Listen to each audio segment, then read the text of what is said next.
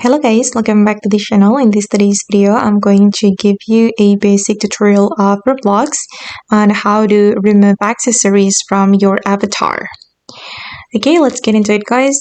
First, you're going to open up your Roblox application on your PC or on your mobile phone.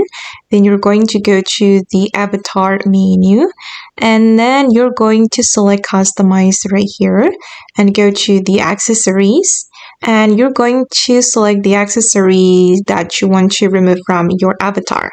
And now my avatar is wearing this hat and also this sunglasses and also this shoes.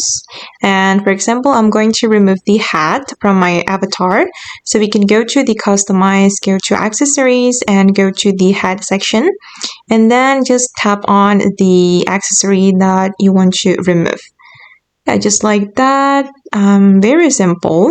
If you want to replace it with another accessory, just click on another accessory like this. And if you want to remove it, just tap on that. And it's done. And it will be updated automatically.